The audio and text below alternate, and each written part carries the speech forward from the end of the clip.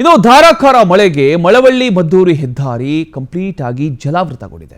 ಮಂಡ್ಯದ ಮದ್ದೂರು ತಾಲೂಕಿನ ಕೆಎಂ ದೊಡ್ಡಿ ಬಳಿ ಜಲಾವೃತ ಆಗಿರತಕ್ಕಂಥದ್ದು. ನಿನ್ನೆ ಸಂಜೆ ಸುರಿದಂತಹ ಒಂದು ಭಾರೀ ಮಳೆಗೆ ಆ ಒಂದು ಮಳೆಯಿಂದಾಗಿ ಹೆದ್ದಾರಿ ಕಂಪ್ಲೀಟ್ ಆಗಿ ಜಲಾವೃತ ಆಗಿದೆ.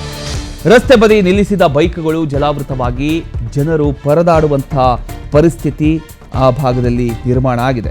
ಮಂಡ್ಯದಲ್ಲಿ ಸುರಿದಂತಹ ಒಂದು ಭಾರೀ ಮಳೆ, ಆ ಒಂದು ಮಳೆಗೆ ಮಳವಳ್ಳಿ ಮದ್ದೂರು ಹೆದ್ದಾರಿಯೇ ಜಲಾವೃತವಾಗಿರತಕ್ಕಂಥದ್ದನ್ನು ನಾವು ಗಮನಿಸ್ತಾ ಇದ್ದೀವಿ.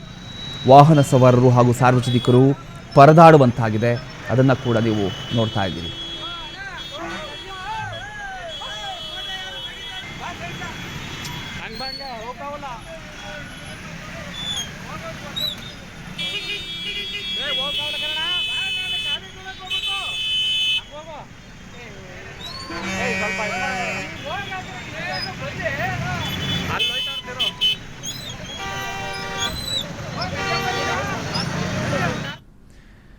ಒಂದ್ ಕಡೆ ಕಾವೇರಿ ವಿವಾದ ನಡೀತಾ ಇದೆ. ಇದರ ನಡುವೆ ವರುಣ ಕೈ ಹಿಡಿದಿದ್ದಾನೆ.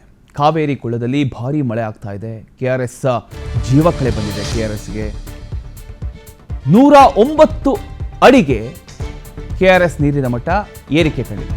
ಕೆಆರ್ಎಸ್ ಡ್ಯಾಮ್ ಭರ್ತಿಗೆ ಕೇವಲ 15 ಟಿಎಂಸಿ ಮಾತ್ರ ಬಾಕಿ ಉಳಿದಿರತಕ್ಕಂಥದ್ದು. 109 ಅಡಿಗೆ ಏರಿಕೆಯಾಗಿದೆ ಕೆಆರ್ಎಸ್ ಜಲಾಶಯದ ನೀರಿನ ಹೆಚ್ಚಳ. ಒಂದು ಕಡೆ ಕಾವೇರಿ ವಿವಾದ ನಡೀತಾ ಇದೆ, ಪಾದಯಾತ್ರೆ ನಡೀತಾ ಇದೆ.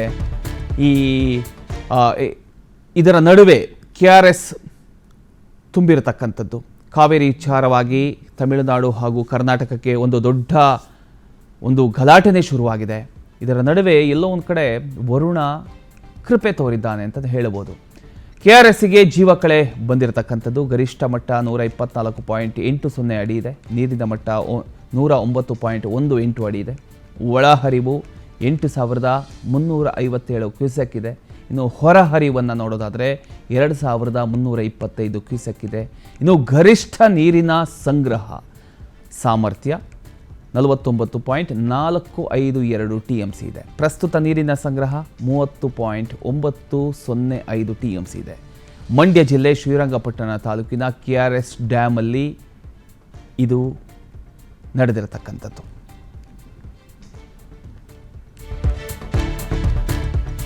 ಇನ್ನು ಮಹಾರಾಷ್ಟ್ರದ ಪಶ್ಚಿಮ ಘಟ್ಟದಲ್ಲಿ ಭಾರೀ ಮಳೆ ಆಗಿದೆ. ಆ ಭಾರೀ ಮಳೆಯ ಹಿನ್ನೆಲೆಯಲ್ಲಿ ಭರ್ತಿ ಹಂತಕ್ಕೆ ಹಿಡಕಲ್ ಡ್ಯಾಮ್ ಬಂದಿದೆ. ಈ ಒಂದು ವಿಚಾರ ರೈತರಲ್ಲಿ ಎಲ್ಲ ಒಂದು ಕಡೆ ಖುಷಿ ಕೊಟ್ಟಿದೆ. ರೈತರಿಗೆ ಬೆಳಗಾವಿ ಜಿಲ್ಲೆಯ ಹಿಡಕಲ್ ಡ್ಯಾಮ್ ನೀರಿನ ಮಟ್ಟ ಏರಿಕೆ ಕಂಡಿದೆ. ಕಳೆದ ಕೆಲ ದಿನಗಳಿಂದ ಜಲಾಶಯಕ್ಕೆ ಒಳಹರಿವು ಹೆಚ್ಚಳಾಗಿದೆ.